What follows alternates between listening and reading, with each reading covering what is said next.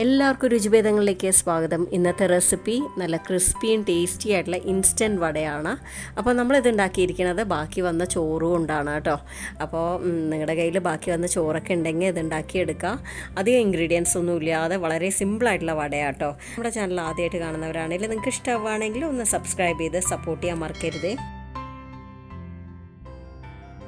അപ്പോൾ നമുക്കിനി ഉണ്ടാക്കാനായി തുടങ്ങാം. അതിനായിട്ട് മിക്സിയുടെ ജാർ എടുത്തിട്ടുണ്ട്. അതിലേക്ക് 1 കപ്പ് ചോറ് ഇട്ട് കൊടുക്കുകയാണ്. കൂടെ തന്നെ 1 ടേബിൾ സ്പൂൺ തൈര് ചേർത്ത് കൊടുക്കുകയാണ്. ഇനി ഇത് രണ്ടും കൂടെ നന്നായിട്ട് അരച്ചെടുക്കണം. അപ്പോൾ ഒരുപാട് വെള്ളമോ അല്ലെങ്കിൽ തൈരോ ചേർത്ത് അരച്ചെടുക്കരുത്. നല്ല കട്ടിക്ക് തന്നെ അരച്ചെടുക്കേണ്ടതാണ്. എങ്കിലേ നമുക്ക് നന്നായിട്ട് വട ആ ഒരു ഷേപ്പിലേക്ക് കൊണ്ടുവരാൻ പറ്റുള്ളൂ. അപ്പോൾ അരച്ചത് ഞാനൊരു ബൗളിലേക്ക് മാറ്റിയിട്ടുണ്ട്. അപ്പോൾ കണ്ടില്ലേ, ഇത്ര കട്ടിയിൽ വേണം അരച്ചെടുക്കാനായിട്ട്. അതിന് ശേഷം ഇതിലേക്ക് ഒരു വലിയ സവാള, ചെറിയ തുണ്ട് ഇഞ്ചി, 2-3 പച്ചമുളക്, കറിവേപ്പില, ഇതെല്ലാം കൂടെ നന്നായിട്ട് ഞാൻ ചോപ്പറിലിട്ട് ചോപ്പ് ചെയ്തെടുത്താണ് ഇതിലേക്ക് ഇനി ഇട്ട് കൊടുക്കണം. ഇനി ഇതെല്ലാം കൂടെ നന്നായിട്ടൊന്ന് മിക്സ് ചെയ്തെടുക്കണം. ഇനി ഇതിലേക്ക് 1 ടേബിൾ സ്പൂൺ റവ ചേർത്ത് കൊടുക്കുകയാണ്. പിന്നെ വേണ്ടത് 1 ടേബിൾ സ്പൂൺ അരിപ്പൊടിയാണ്. പിന്നെ ആവശ്യത്തിനുള്ള ഉപ്പും കൂടെ ഇട്ട ശേഷം നന്നായിട്ടൊന്ന് മിക്സ് ചെയ്തെടുക്കുക. അപ്പോൾ ഉച്ചയ്ക്കത്തെ ചോറൊക്കെ ഇങ്ങനെ ബാക്കി വരികയാണെങ്കിൽ ഉണ്ടല്ലോ, 4 മണിക്ക് ചായയുടെ കൂടെ കഴിക്കാൻ അടിപൊളിയാട്ടോ ഈ വട. അപ്പോൾ എല്ലാം കൂടെ മിക്സ് ചെയ്ത ശേഷം നിങ്ങൾക്ക് കുറച്ചുകൂടെ കട്ടിയാവണം തോന്നുന്നുണ്ടെങ്കിൽ കുറച്ചുകൂടെ അരിപ്പൊടി ചേർത്ത് കൊടുക്കുക കേട്ടോ. അത് പറഞ്ഞ് ഒരുപാട് അരിപ്പൊടി ചേർത്ത് കൊടുക്കരുത്, നന്നായിട്ടുണ്ടാവില്ല വട.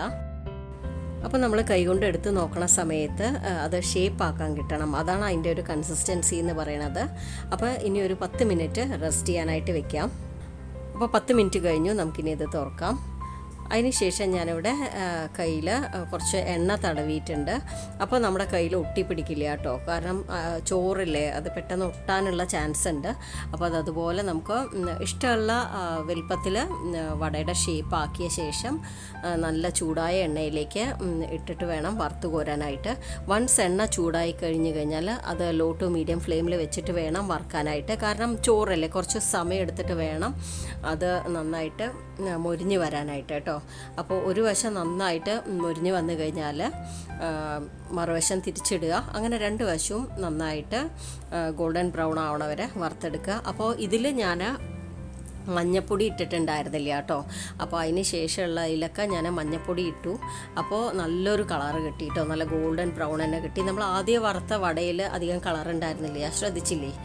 അപ്പോൾ ഞാനിവിടെ 3 എണ്ണമായിട്ടാണ് ഇട്ട് കൊടുക്കണത് കേട്ടോ. ഒരുപാട് തിങ്ങി നിറഞ്ഞ് ഇടരുത്, ചോറല്ലേ, അത് ഒട്ടിപ്പിടിക്കാനുള്ള ചാൻസ് ഉണ്ടാവും. അപ്പോൾ നിങ്ങൾ ആദ്യം കുഴയ്ക്കണ സമയത്ത് മഞ്ഞപ്പൊടി ഇട്ടിട്ട് തന്നെ കുഴച്ചെടുക്കുക, എന്നാലാണ് ഈ കളർ കിട്ടുക.